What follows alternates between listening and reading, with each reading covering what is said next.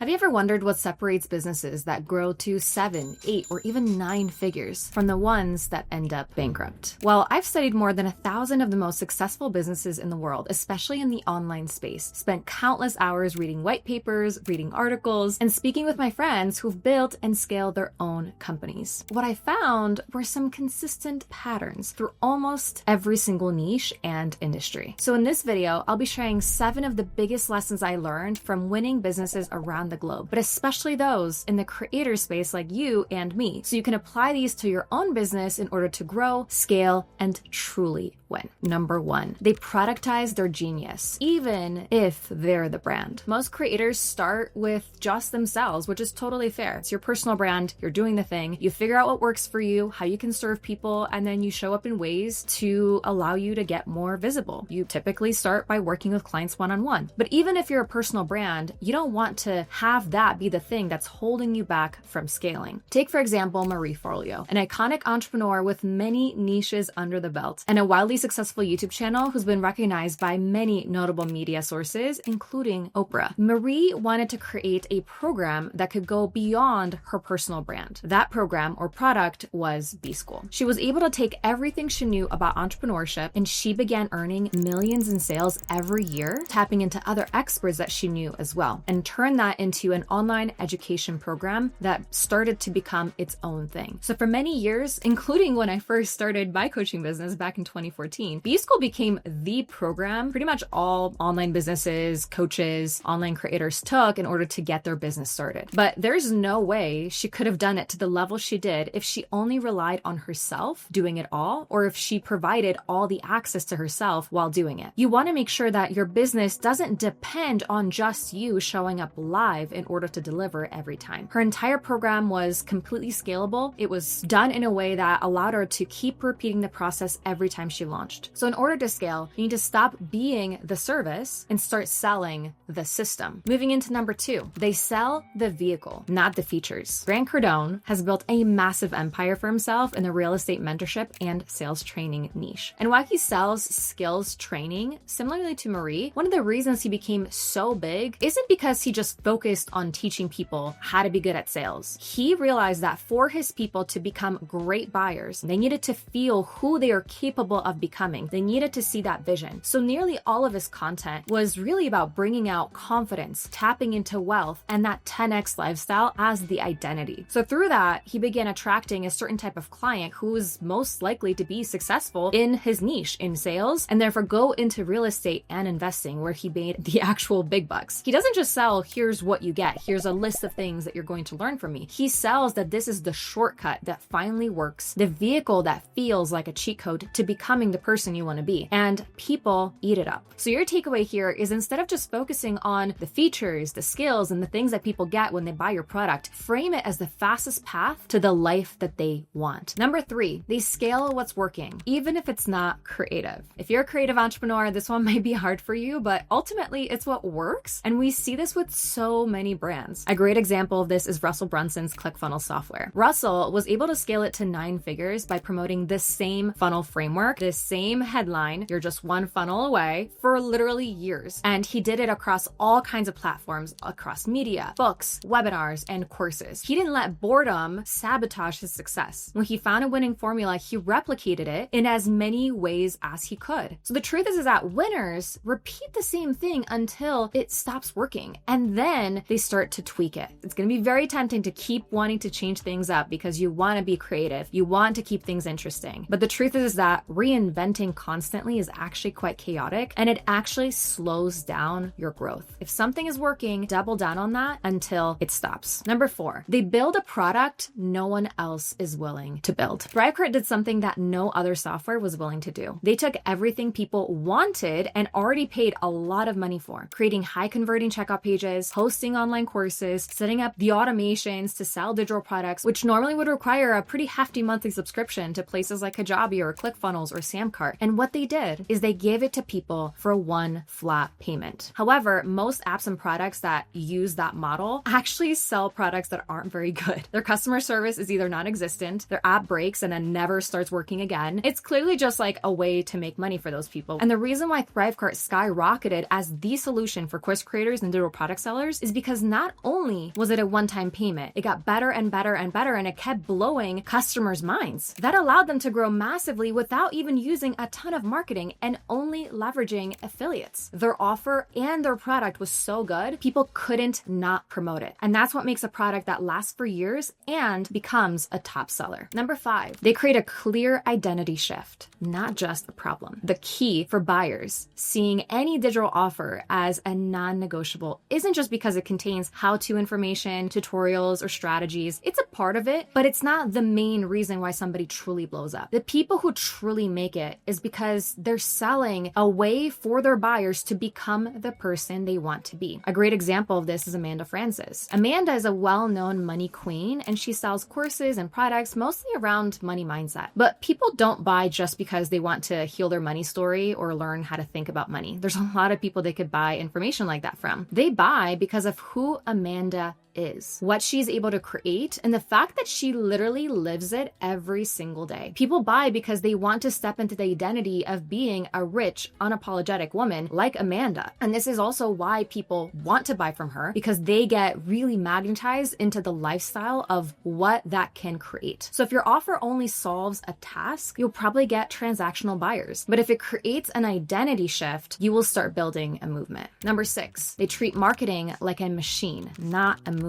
Now, you've probably watched Alex Hormozi quite a bit on YouTube, but if you've watched any of his content, you'll notice something right away. He doesn't hope that his marketing works. He engineers it to work. While most people are busy saying things like, I wasn't feeling inspired this week, so I didn't post content, or, I need to be in the right mood to really show up so people see that I'm inspired and excited. Alex is over there plugging inputs into a system, testing variables, watching data, and tweaking based on results. He doesn't post because he's in the mood. He posts because the machine needs fuel. Marketing to him isn't a vibe, it's an equation. An input equals an output. Attention equals conversion. Traffic's produced through a message, moves into an offer, which results in sales. And when it's not working, he looks at which part of the process is jammed and then he fixes that. And lastly, number 7, they commit to a niche long enough for compounding to kick in. And this one might be hard if you're multi-passionate, but we've seen it time and time again. Switching things up often helps progress. In the early 90s, Dave Ramsey started teaching everyday people how to get out of debt. That was it.